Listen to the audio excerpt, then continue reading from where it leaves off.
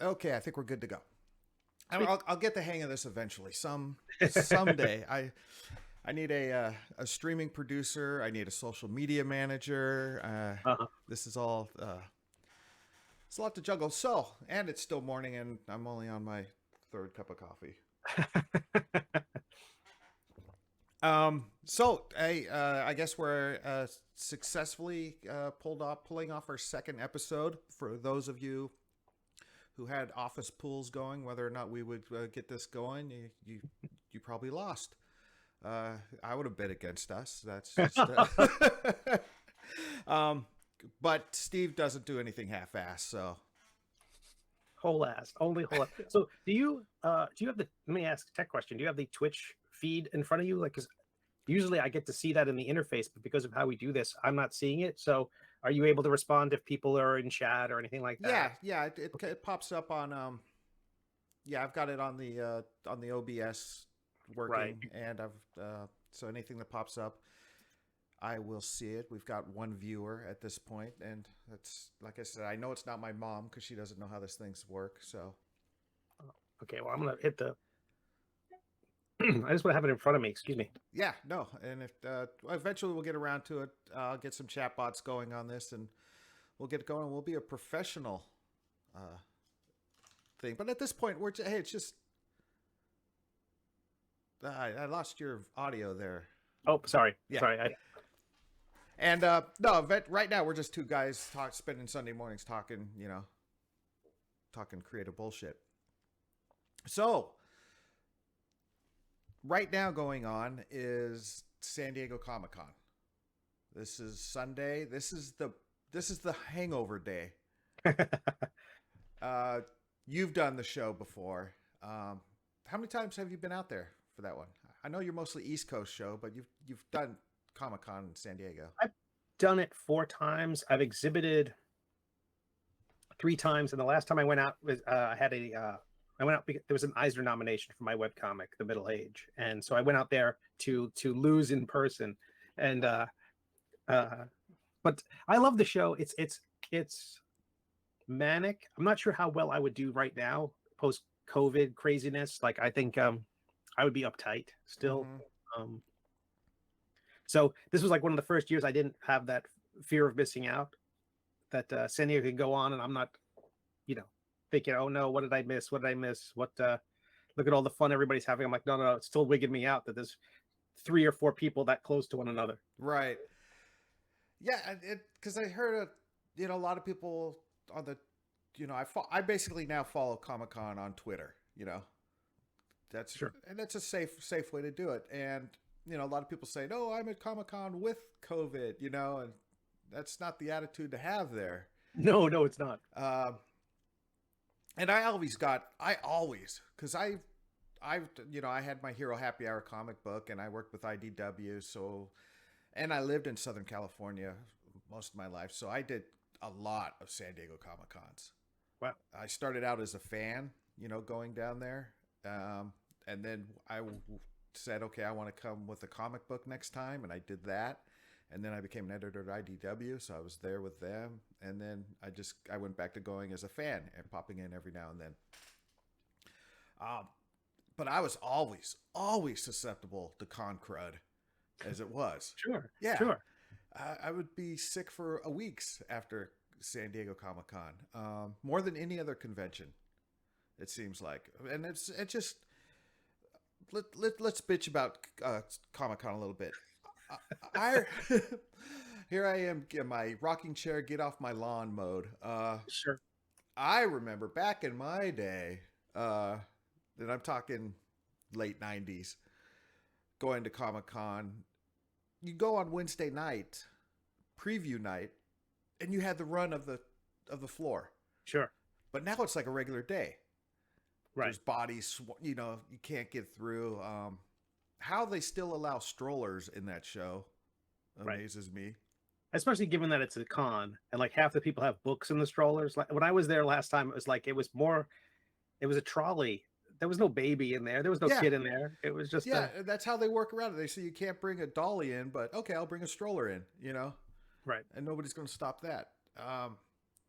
But yeah, I went down to Comic-Con This was like 90, I want to say 98, 99, maybe. And I went to a how to make and publish your own comic book panel. And I think it was just one guy, just as more of a, I don't know, lecture or something. And I can't remember who it was, but what I took out of that show was, if you want to make and publish comic books, get off your ass and make and publish a comic book. You don't need DC, you don't need Marvel, you don't need Image. You can self-publish a comic book. So, Good advice. So that's what I set out to do, and that was at the time Superhero Happy Hour. And I vowed to myself that I would show up the next year with a finished comic book in my hand to hand to publishers. Not for them to publish it, just to say, hey, look what I can do. Right. And that's exactly what happened. The next year, I came back with a 40-page Superhero Happy Hour with a cover by Scott Morse. That's great. And Scott Morse, I just love Scott Morse. I mean, Sure. he was a big part of this initial success of Superhero Happy Hour. Because I think it was the Bendis boards he was on back in their message board days when all our creatives would hang out. Sure. And I just DM'd him. I says, hey, what are the chances of me getting you to do a cover for our comic book Superhero Happy Hour? And he replied back, tell you what, Dan, I haven't gotten a phone call back from Marvel. They want me to do this Elektra cover. I've already got my board taped up to the table. Send me what you got and I'll do yours instead. That's great. Yeah. And he charged me $0 bucks. That's beautiful. And you can't see it in this shot, but it's hanging up on the wall over here still. The original painted cover that Scott Morse did. So, we had that. And of course, I knew nothing about printing. So when I had a cover printed, it turned out a little muddy looking. But, but the rest of the book was black and white. So that was easy. The lettering was horrible. The Chris Faison, who I did the comic book with, we worked. This was before we could send files to each other. And like I said, this is 99. We were working on this book. So we worked on this book for a year. I lived in California. He lived in Birmingham, Alabama. And he would mail me the physical pages he would draw on just crappy, paper that you buy at Walmart with, and I think he inked with Sharpies. I would scan them, we'd assemble them, we'd put them all together, and, we put out a book. We did a book, and so I went to Comic-Con with copies of this book, and I would, here's my book. And they're like, I walk up to Peter David, and I'm like, hey, I'd like to give you a copy of my book. And he's like, okay, there's nobody here right now. Let me read it. So I had to stand in front of Peter David while he read my book. That's great. And he's like, oh, that's funny. He liked it. He says, I'd fit, you did, this is wrong and that's wrong. Okay, great. I appreciate that. Later that night, how everybody goes to the Marriott bar. Sure. Scott Morse was there, and he goes, let me buy you a beer. And again, I didn't pay him for the cover, and he bought me a beer, and he held it up to me for cheers. He goes, so how's it feel to be a professional now? And I had published a book, That's great. Under Geek Punk, our own little thing. The last day of the show, I went up to the Diamond booth, and I said, who do I talk to about getting my book in the Diamond? And it was the VP of Diamond who I walked up to. Bill Shanis at the time? Yeah. Was that or someone else? Bill Shanis. And I had no idea who it was, And I handed him my book. He goes, well, let me see it. And he goes, oh, Scott Morse cover. That's a nice touch. And he flipped through it, and he goes, this looks pretty good. He handed me his business card. He goes, if you don't hear back from somebody from my office in 2 weeks, give me a call. That's great. That's great. I didn't hear back from anybody in 2 weeks, so I gave him a call. He says, if you don't hear back from somebody in half an hour, give me a call. That's great. And a guy called me in a half hour. He says, here you go. And our book, I think it was in the, I don't know, October or something for the January release of 2001. Wow. And um, we were the Spotlight. One of our That's books was fantastic. for Spotlight. Yeah, so we, I was on the top 400 for the first. Um, yeah, it is insane.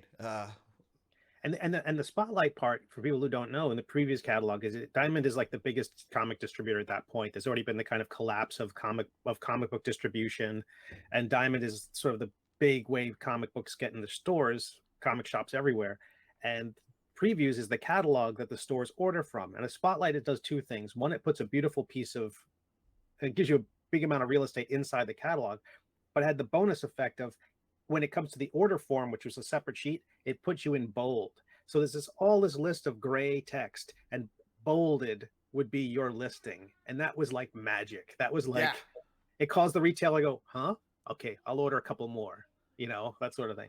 and I think, well, no, they had a top 300. I think that was the official, sales, whatever. Sure. I think we came in at 290 or something. But when you're talking, I mean, we outsold a couple Marvel and DC titles. Hot damn. That's great. So that was awesome. And then, we did a whirlwind, and, we'll talk more about now Hero Happy Hour. I'll tell you, we'll talk all about the title lawsuit that we had, the copyright. Oh my goodness, I don't know about that. You don't know about the copyright on Superhero? I didn't know that was coming.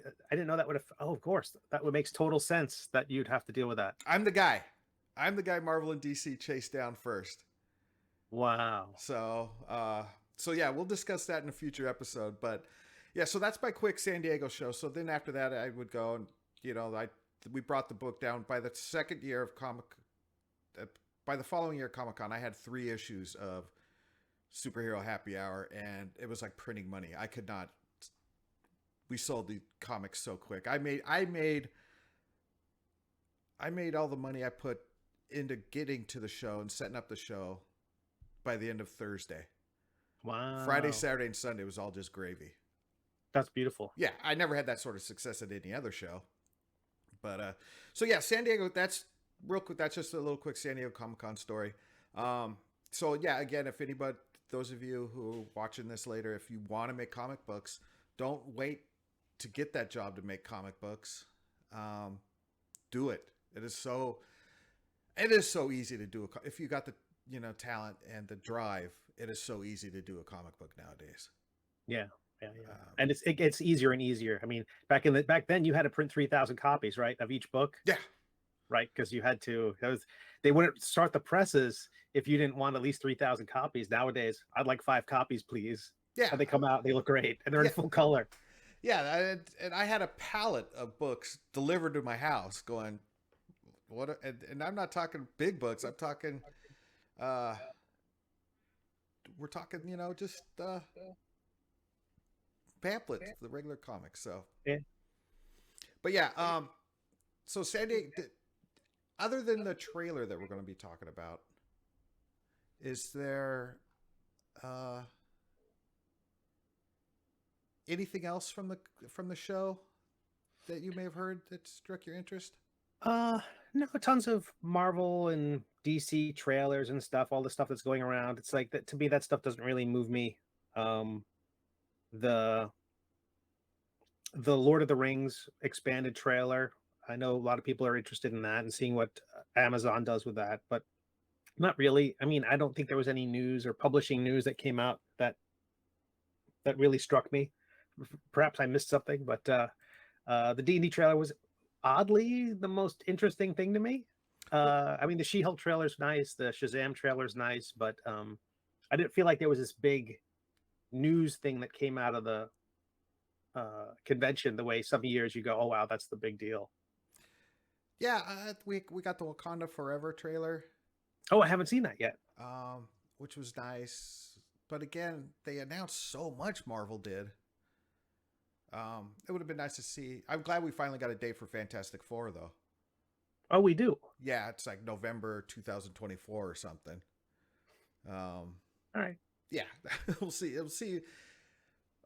We'll see how much MCU fatigue I have by that point. Right. That's like a million news cycles from now. I that's nice. But yeah, let's talk about that D&D trailer. It dropped. It was one of the first things, I think, the big Hall H show. And for those of you that have never been to Comic-Con, Hall H is the arena for the Yeah. biggest of events. And like where people wait in line overnight in line for this, and Yeah. I could It's like never. a tent city of Yeah. people waiting to. Initial thoughts. Impressed? Not impressed? What'd you think of the trailer? It looks like fun. It looks like I didn't. None of the normal cringy bits. I would expect. I kind of expect. Oh no, please don't, because D&D has hurt us with their films so many times before. I thought, oh, please don't make it awful. Please don't make it awful. Make the effects look good. And the effects look good. They have at least one or two stars in it. Uh, Overall, the thing moves at a good clip. It's got kind of a Marvel energy to it. It's not dark. It could have easily have been, attempting to be serious, like a Lord of the Rings thing, kind of what World of Warcraft did. But this looks like it's going to take a lighter tone. I like what appears to be a bard. Oh, of course, yeah. lead, so I'm in.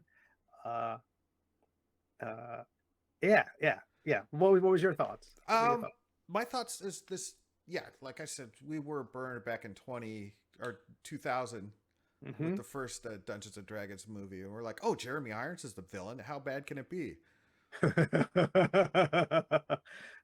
Marlon Wayans is the hero. Okay, now we know how bad it could be. But this trailer looked like Dungeons and Dragons today. And yeah, they, like you said, they didn't go dark, and I think that is the advantage. It had a very Guardians of the Galaxy type vibe thought to of it. like Taika Waititi and all that upbeat. And the rock score helped. Yeah, I've heard some people complain about it, but I'm all for it. A little Led Zeppelin.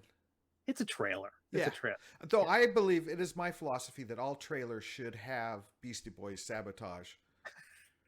Every trailer. In fact, I think I'm making a website where I just recut trailers, would just put the sabotage sound over all of it.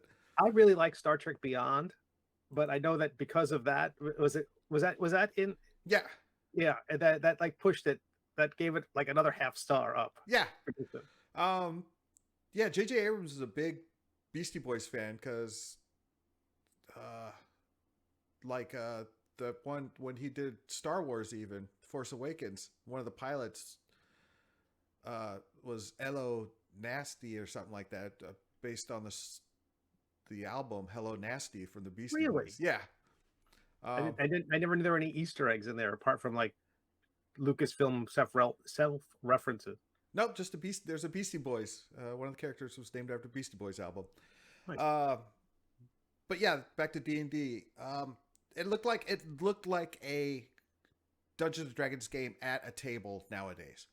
You had the fun bard who, as it didn't take itself too serious. I, for one, as a dungeon master, bards are the bane of my existence in nowadays, because they're always, hey, let's have some fun. I'm going to play my lute, and I'm going to seduce the barmaid, and I'm going to, right. I'm like, keep it in your pants, okay? Let's get to the Dungeons and the Dragons part.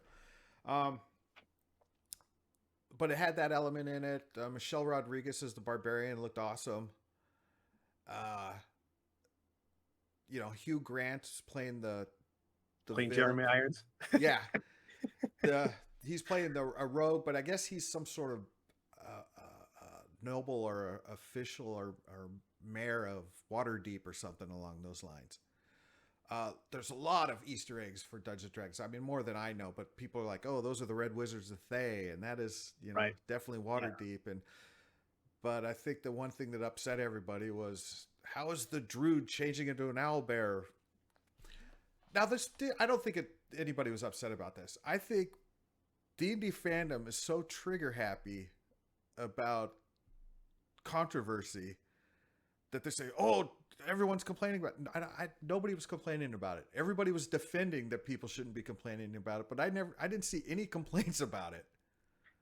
Yeah, that's probably right. I think that was the general tone I saw. It's like, okay, that's not by the book. That's not rules as written. Right. But I mean, welcome to D&D.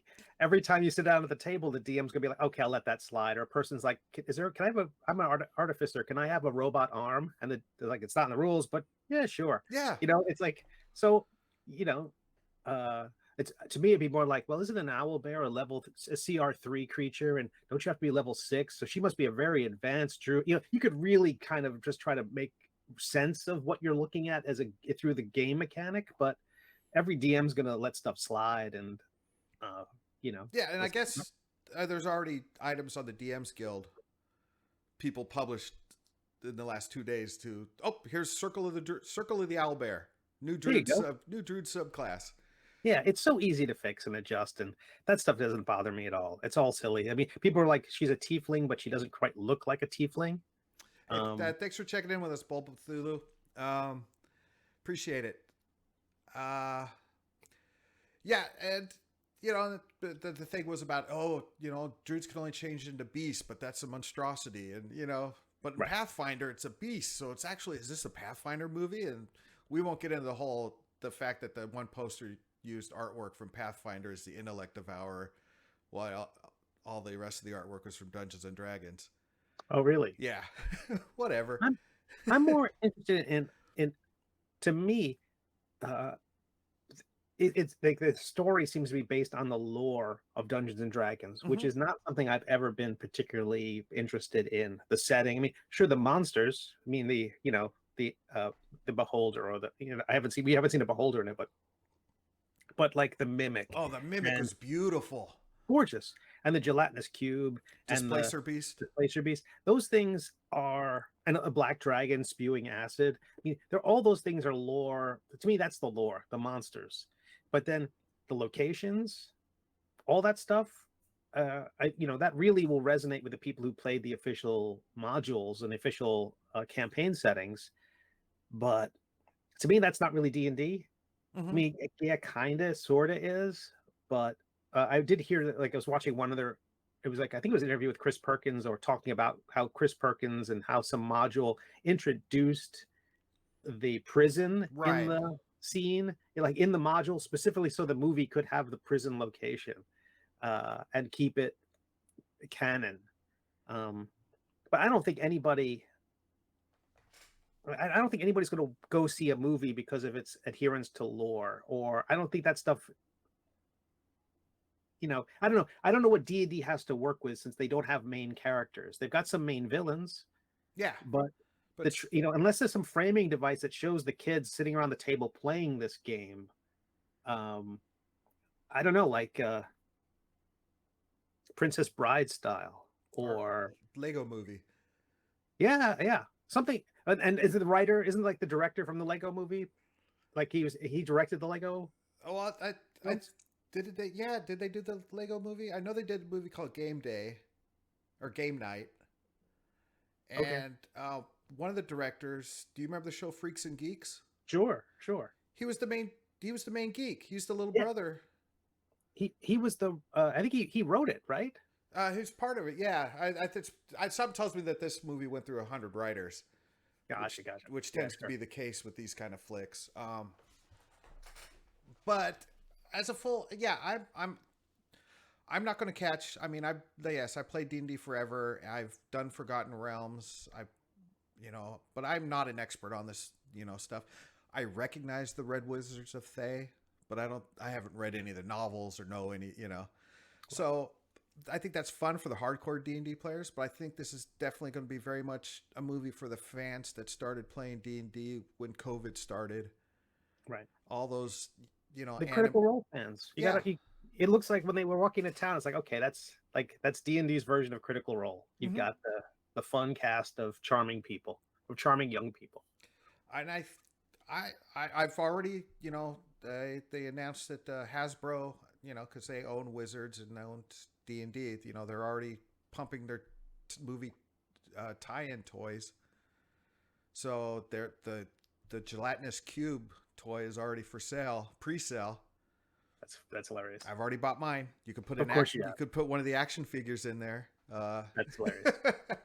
It comes with little accessories that float in the middle of it. So yes, I already spent my $35 or whatever to get that because I don't have enough toys. Right. Um, but no, the D&D movie, the trailer looked very, very promising as far as I'm concerned.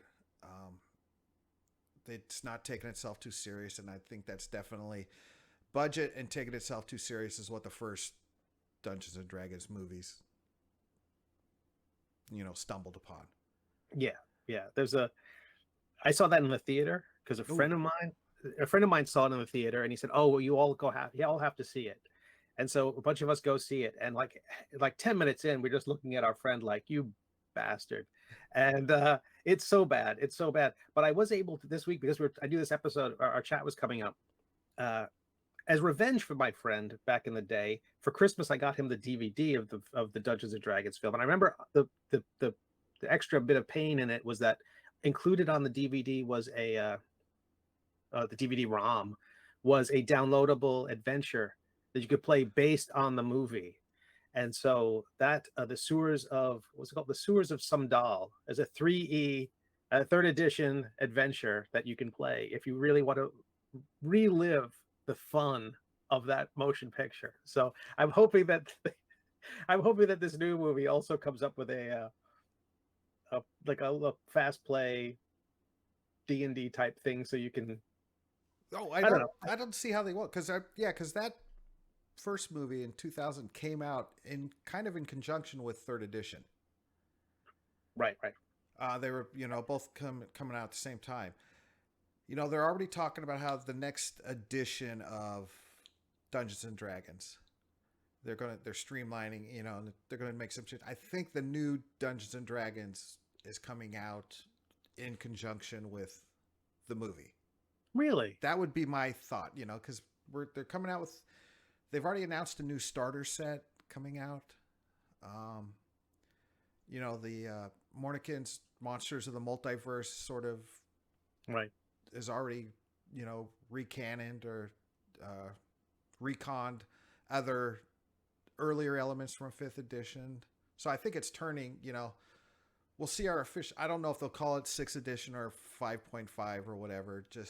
I believe we'll see let's just say a new core book when the movie comes out, just to tie in to the movie. Because there's going to be so many more D&D fans, I would think, after this movie comes out. That's interesting. I guess it's possible. I guess it's possible that if it's really fun, that but there's always that thing that you name well, no, I take it all back because of Star Wars. Like if they really, I think at one point a lot of toy companies and IP owners wanted to create the next Star Wars, and then when Marvel came around, it's like the movies are focused on the characters, and because this one isn't named whatever Chris Pine's character is from Dungeons and Dragons, it's still focusing primarily on the property, and let's build this world. And but that's interesting. I'm curious to see if they would make if they would try to tie an expansion or a new addition to a movie, not knowing if the movie's going to do well. I mean, if it's going to go, who knows what opening weekend it'll be up against. Well, like you pointed out, 2 years ago, they already were working on this by putting the prison in the game to make it canon. So, I've taken elements from other things and statted them up. How, if, let's say if Groot existed in Dungeons and Dragons, what would he be like, boom. So it's not that difficult. So I believe we'll see official game related tie-in products to the movie. And then not to mention all the toys that I will be buying and the plush mimics. Sure. And, I think the only D&D toy I'm excited for is a Warduke. There's a Warduke figure that they're supposed to release at the end of this month or next month or something like that. Yeah, in fact, I think there was a Comic-Con exclusive. Of course, already. Well, that was another thing. Let's talk Comic-Con exclusives real quick.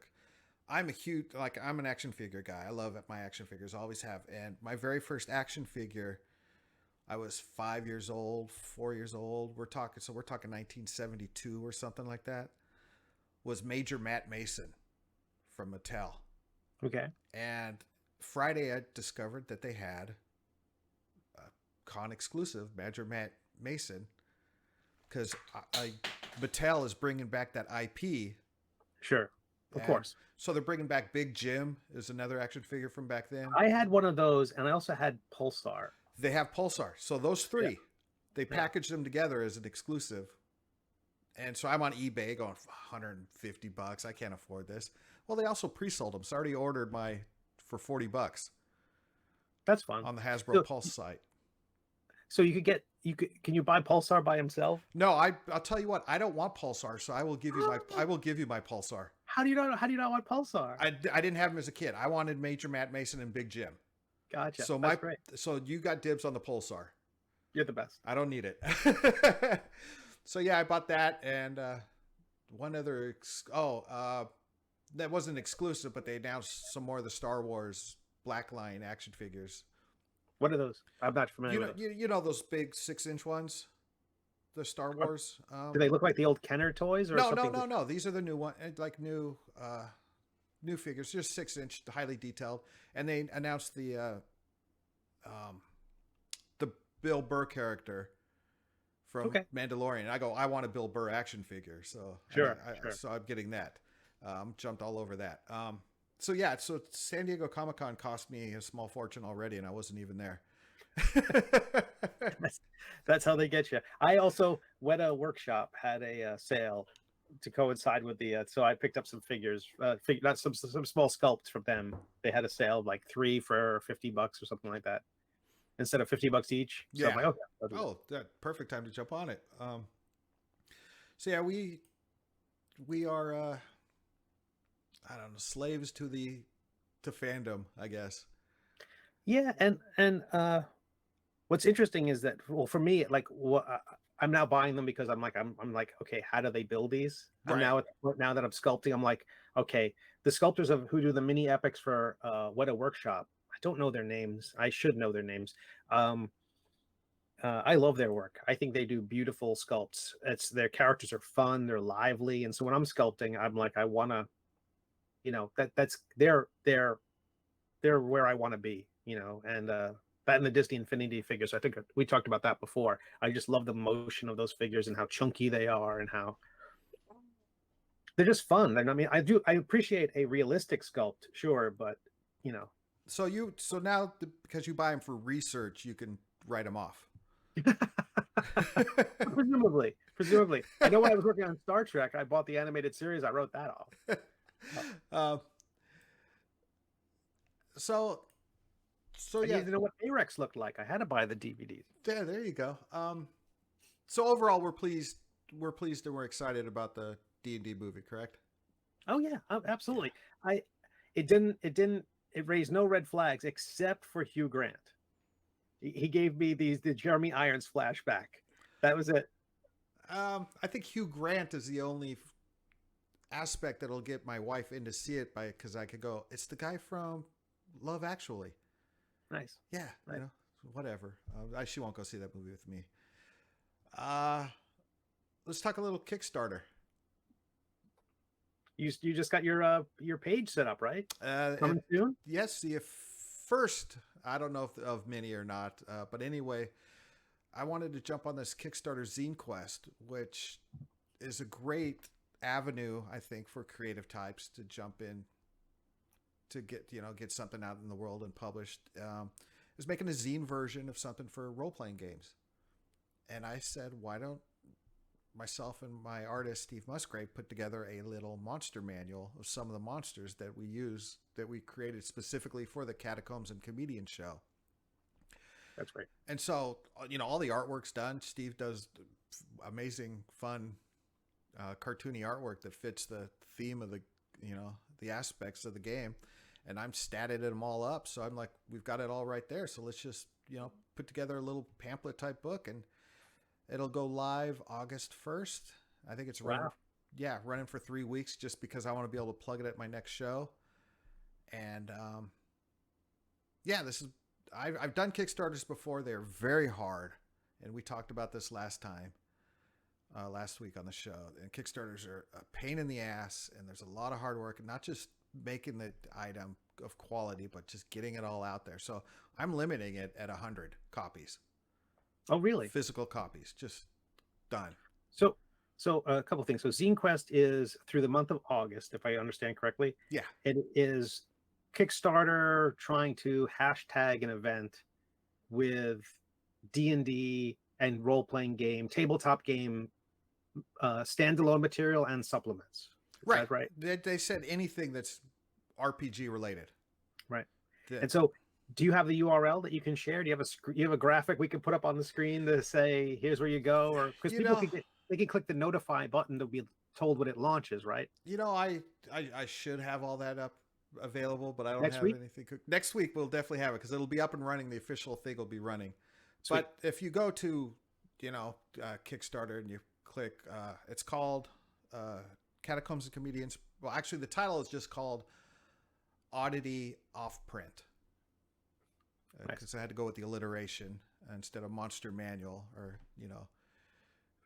That's great. Bestiary Book or Creature Codex. I went Oddity Off Print. Yeah, and it's there's unlimited PDF copies, real cheap, but then the actual book, I'm just saying I'm doing 100. That's it. That's all I feel like I want to staple together. Gotcha. Oh, so you're gonna do it yourself? Yeah, that's awesome. Yeah, in true zine fashion. So is it going to be 5.5 by 8.5? Yep. Like 11. So 8.5 by 11 sheet of paper, folded in half. Is it going to be color interiors, color cover, black and white interiors? What can you say about it? It's all color because Steve's art's too gorgeous not to show off the color. Nice. So it's going to be a pricey little book, right? Just because it's color, but it's more of a collector's item, and it's just more of a like we talked before. I'm kind of using this Kickstarter ZineQuest as a promotion tool, right? For people to let's see what other titles. ZineQuest, Catacombs and Comedians, based on a live comedy club show. Well, let me go check out the comedy show. That's great. And if they don't buy the support the Kickstarter, so be it. Hopefully they've followed in this links. Interface. You're able to run a video, right? So if you have your Kickstarter trailer next week, we can cut away to the trailer. Yes, I do have a little scene where I'm describing to my players during the show on stage what the foul boar is, which I think the Dungeons & Dragons movie should have used a foul boar instead of an owl bear, but we're still working out the rights on that one.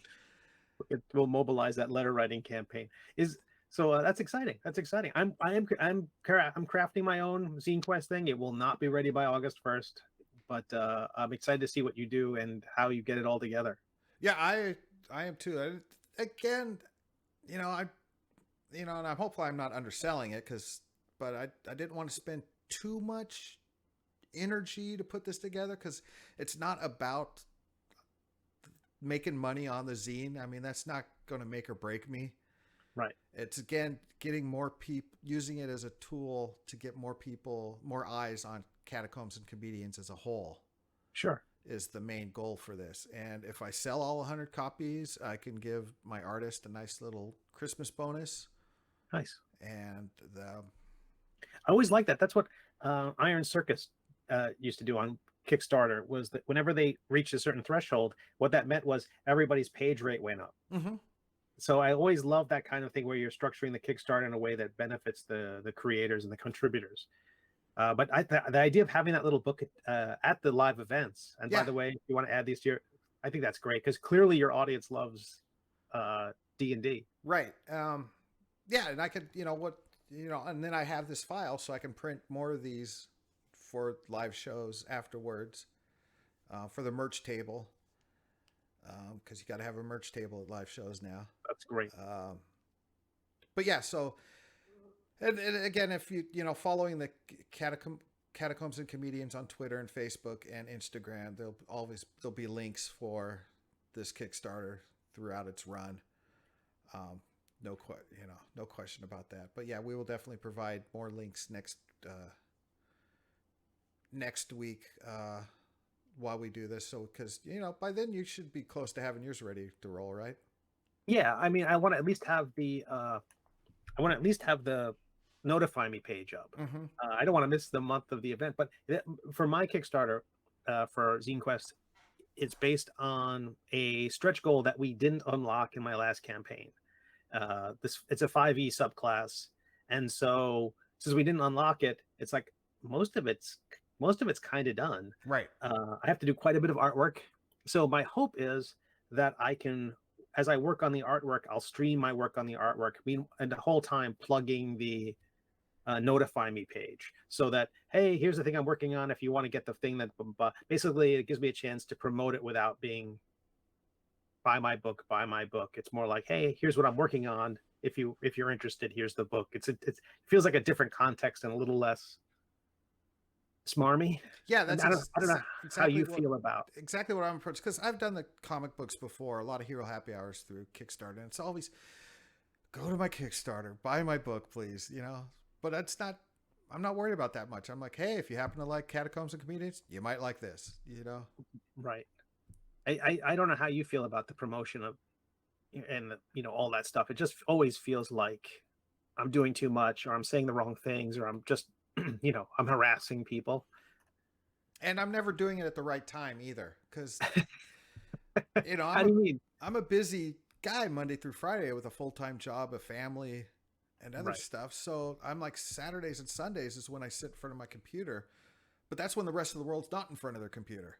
Sure. That's why we're the only knuckleheads doing a stream at Sunday mornings, because it's the only time to sit down and do it.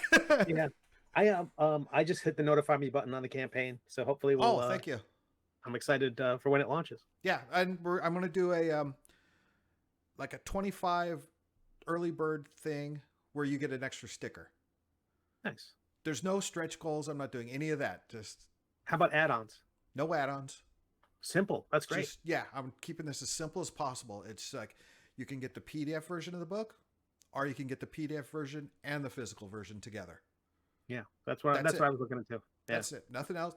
25 early people will get an extra sticker that I just put in the envelope with the book. I feel the need to do the add-ons, and I'm thinking about doing one more thing that might make it crazier.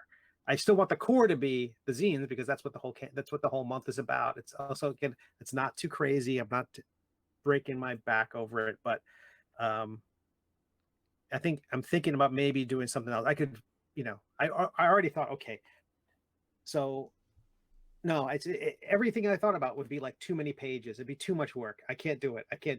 I'm always tempted to add more, and it's like, no. There's not enough hours in the day. Right. I've got 5 monsters I'm putting in this book. That's it. That's great. And each one will be a double page spread, so I can show off as much of Steve's artwork as I can. And the art's beautiful. Yeah. It's artwork and a stat block, and then maybe lore on another page to give it a little more thickness. Because right now, 5 creatures, you do the math. That's 3 pages of 8.5 paper stapled together. It's a thin book. But again, I'm hoping that the quality wise, just the artwork alone and color print's going to make it nifty. And I'll spend the extra 3 cents to give it a cardstock cover. But again, it's rather than utilizing Kickstarter to try to feed my family, I'm using Kickstarter just as like buying $10 worth of Facebook ads. It's interesting. I wonder what people will feel like. Do you know what you're gonna charge for the print edition, the print book? If you jump on it early, I think it's $8. Yeah, that's where I was at too. I was at $8, yeah. And I felt like this is gonna be. I hope it doesn't feel wispy. I hope it doesn't feel like it's $8 and you get this thing in the mail and it's too light, it's too thin. Yeah, it's like a it's smaller than a Cheesecake Factory menu. Oh gosh, most things are. But no, that was my concern too, and that's why I might thicken it up a little bit. See, now we're telling the behind the scenes nitty gritty stories. But if I got the monster image on one page, the stat block on another page, because again, we're only talking 8.5 by 5.5 inches. Yeah. And then a page of lore on, on the following page. And then, maybe I'll add some, tables at the back too for, random encounters or. That's good. That's good stuff. Yeah. I could definitely do an about the show. That's good. I think it's tough. I'm doing the subclass, and like most subclasses in D&D, it takes up half a page, maybe half a page. And so far, I'm beefing the heck out of this subclass. I want people to play this thing. I hope it doesn't break tables. I hope it doesn't I hope a DM doesn't look at it and go, no way, no, you're not allowed. Right. But well, with your subclass, you can, because I did a bard subclass once that's up on the DM's Guild. Okay. I did, and they were the College of Rolling Bones, so the dice. Nice. I kind of tied it into a set of polyhedral game dice. I'll send it to you. I think it's up on DM's Guild still. I think I got all my old stuff. I got like 4 or 5. Well, it's going to take you a page. You have to put the open game license page in there too, right? Yeah. Oh yeah. That's definitely a page. 14-point text. Make the license 6 pages. And I got to put an index in for 5 monsters. Right. So table of contents. Yeah. People what page? Oh, I got to go all the way to the table of contents to find out where. How do you sort the monsters alphabetically by CR? What are you going to do? Alphabetically, like the old monster manual. Good. But yeah, so what you could do with your subclass, I don't know if you've done some of this, but you could, it's a magic using subclass, correct? Yeah. You could, you could pepper in a couple custom spells. Yeah, I have. I've got spells and I've got magic items, stuff that appeared in the story. Yeah. So I'll tell you one spell, because I'm gonna have to put this over on the D&D homebrew subreddit because I think it's fun. So it's Intoximancer. These are drunken wizards. Like the idea is they drunken master the mystic arts. So let's combine drunken master and mystic arts. Nice.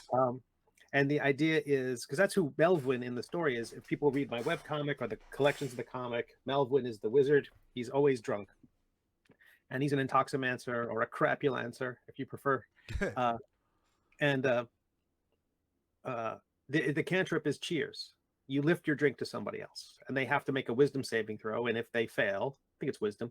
And if they fail, they use their reaction to cheer you back and take psychic damage. So it's a cantrip that targets the person's reaction, sort of the way Vicious Mockery targets advantage on the next attack. Right.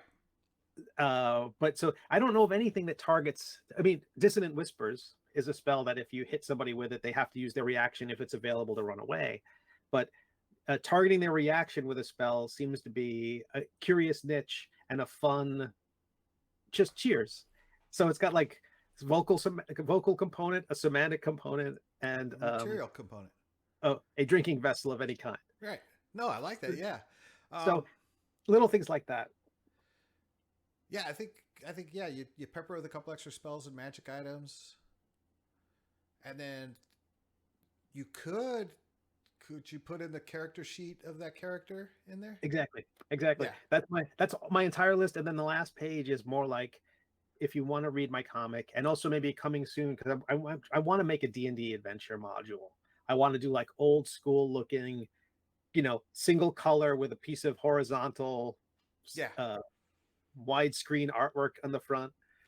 Well, I was gonna, and on all the maps on the inside are printed on the cardstock folder with blue ink. Yes, yes. Yeah. I was going to ask. And it's not connected. It's not stapled. Exactly. Like the booklet's one thing, but the folder's something else. Yeah, all shrink wrapped together and just. No, because one of the things you're going to be discussing on Mazes and Muses throughout its run is me convincing you that you got to turn middle age into a full blown role-playing game. And so that's not a full maybe you're going to start with, we're starting with this little zine for a character class, then we'll get to your adventure, your module, then we'll do a campaign setting, and then finally maybe a bestiary. Yeah, and then you put them all together in a core book. The first for 6E or 7E or whatever the hell, or 8E by the time it comes out. Yeah, for a horrible headache of a Kickstarter. Although, no, I mean, so my books, hardcover, 100 pages, and I charge $25 for these on Kickstarter. Yeah, I've got that one. I don't think I've got the other one. You're awesome. But for a gaming book of the same size, I charge $25 for this and barely make a profit because it's print on demand. I barely make money off those things. I kind of make some. It's not bad. But a D&D book of the same size would be $40. And the people don't blink because it's gamers just gaming. Comic book people are used to that 15 cents, 25 cents in the corner. We're cheapskates. And gaming people seem to be like, no, a game is $50. Now they're making like Matt Colville's latest game was like $70 for his new monster manual. So it's like it seems like he's doing some beautiful stuff, and the artwork looks gorgeous, and he pays his writers well. Yeah, it's going to be a thing, but it's not cheap. It's glorious, right? But still, glorious used to cost $50, and now it's $70. So no, and the supply chains aren't helping anything. Right. That's why we'll always have PDFs from here on out. Yeah, sure. And again, that's why I could have done a black and white version of the zine to make it much more zine-like and a lot cheaper. Sure. But I just want to color print it. And again, I'm taking the whole zine approach on this. I'm probably printing them at Office Depot. Just that it'll be, cost me, I think I've been running it through the calculator, and I think each book's going to cost me $3.50 to do it. And that's just, and still that's a 12-page colored book. It's going to be the stickers. It's going to be the assembly. It's going to be all the stuff involved. The envelopes. The envelopes. All this cost. Postage. Because I'm shipping anywhere in the world. Are you adding shipping to the? You got to add shipping. I did right? add shipping. Yeah. Yeah, I gotta do that too. Even though this thing's going to be very lightweight, I think I'm like I got to add shipping. No, and it's like $2 in the States, $3 in Canada, $4 in Mexico, and $6 everywhere else in the world. That's legit. Yeah, because I figure if somebody in Sri Lanka really wants this book, they're not going to mind, Yeah, and if I lose money mailing it to, yeah, there's someone I go into my shipping company. I use Pirate Ship to handle my postage, and I had to enter their address, and Pirate Ship kind of gave up. Like we know the country, we don't know the string of numbers that indicated where they were in Southeast Asia. Like we're out of luck. We don't know what island this is going to, but I apparently it arrived. Good. Yeah, my day job, I work in a warehouse that does shipping all the time. Do you really? Yeah, in fact, I work in an art warehouse, Steve. Wow. You want any sort of pen? Really? Yeah, and you get the friends and family price. That I gotta start working traditionally. Yeah, that's what I like. Most of my artist friends all work digitally nowadays. So, yeah. But you could get when you're sketching at the cons for people. But we ship out everything, so I'm just going to get all my postage there. Nice is my plan. So yeah, I'm not going to go to the post office. I'm not going, again, keeping this Kickstarter as easy as I possibly can while still providing a value. That's awesome. Is there any artwork that you can share through this interface for the thing? I mean, I don't know what kind of control you have over. I've got to be queued up. Yeah, I'll have to queue it up. We'll queue it up by next week. Okay, cool. Because I'd love to talk more about it and just open up in another window so I can gawk at your work. Exactly. Because thinking of windows, we're going to have Matt Forbeck on in a couple weeks. Oh, that's great. I don't know if you're familiar with Matt. You mentioned his name. I looked it up. I was like, oh, of course I am. Yeah. So he just recently did the Marvel's multiverse role-playing game. And he's been in the role-playing design ever since the beginning. He's a writer. He recently did a successful Kickstarter because he has Shotguns and Sorceries, which is based on the Cypher system, and he just completed a Kickstarter for the 5th edition version, and it's exactly what you think. It's like Dungeons and Dragons but with shotguns, and it's kind of a 1930s type of setting. That's great. So we'll have him on. So I got to have another window for his face. What was that? Fred Ward movie? Yeah. HBO movie? Yeah. It's exactly that kind of thing. I can't remember the movie, but I know the one you're talking about. Yeah. But yeah, it's a very noir type of thing. That's great. So we'll have him on. So yeah, but come next week, he won't be on next week. He'll be on like maybe the 21st, I think, of August. Okay, that's So great. so before then, I'll have Windows done and we'll have bots up there. And again, again, since nobody's watching this now except you and me, and Are you gonna add a couple of days to your Kickstarter's end date so that you can get the bump from having that guest on? yeah, because it's I think my Kickstarter is going to end on the 26th. Okay, okay. Because the next show that I'm doing for Catacombs and Comedians will be the 23rd. Okay. So if I can convince, if we get 100, 150 people into that show, if I can convince 20 people to get on the Kickstarter there, that's, like I said, I'm only doing 100 physical copies. Right. That'll be great. But yeah, speaking of Catacombs and Comedians, I just did my third show. And this was a stand-up live in Birmingham, Alabama, with a whole new different cast. How was it? Amazingly well. Wow. This cast knows how to play D&D, which made it a different show than my Nashville show. Wow. I would say, though, it's not for the kids. Gotcha. There are a lot of innuendos in this show. And, of course, I didn't help matters by having the monsters being referred to as the taint. No, it doesn't sound like it. No. Yeah.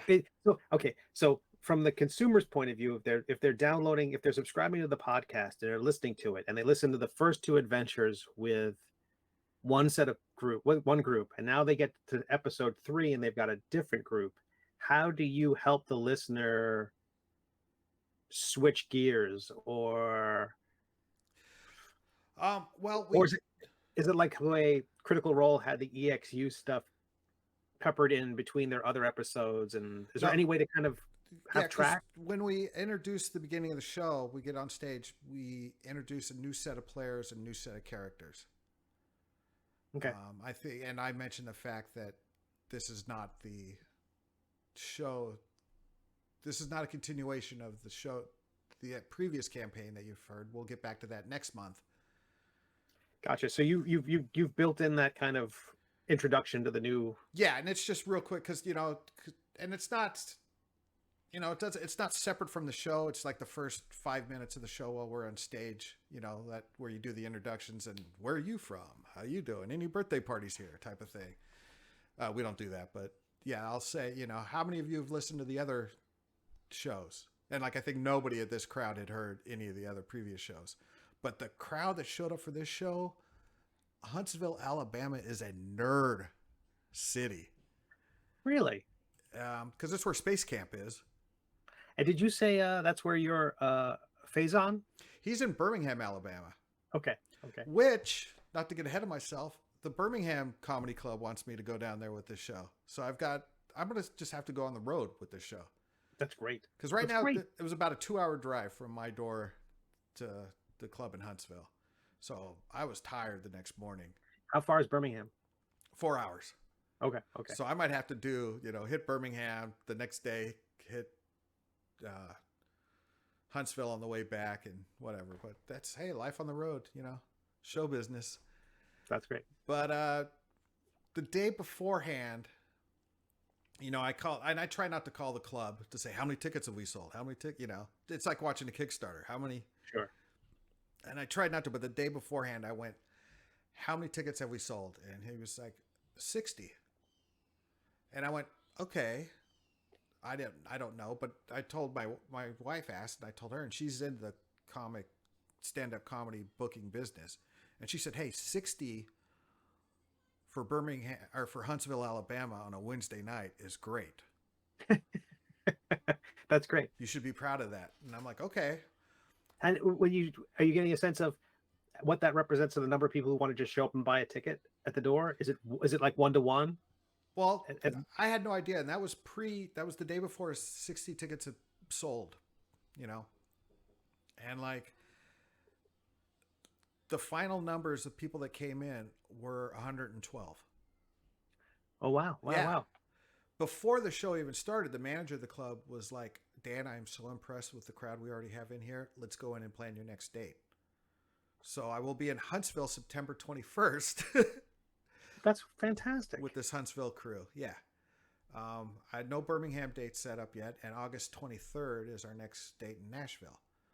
All right. So, okay, not to, I know we're cutting close on time, but so let's say the show starts. What is the thing you're trying to do? Are you trying to get this as quickly to rolling initiative as possible? Do the players have dice? How are you? What's your game plan when you've got a table full of comedians you've never played with before, and you've got to hook the room and them? It's pretty well. I hook the room by having making references to the locale. Like I'm in Huntsville, and their minor league baseball team are the Trash Pandas. So I created a new monster, which you will find in the Oddities off print, called the Dire Trash Panda. That's great. The Waffle Houses are very big in the South, so I came up with the Awful House, OFFAL, which is all innards and head cheese and stuff like that.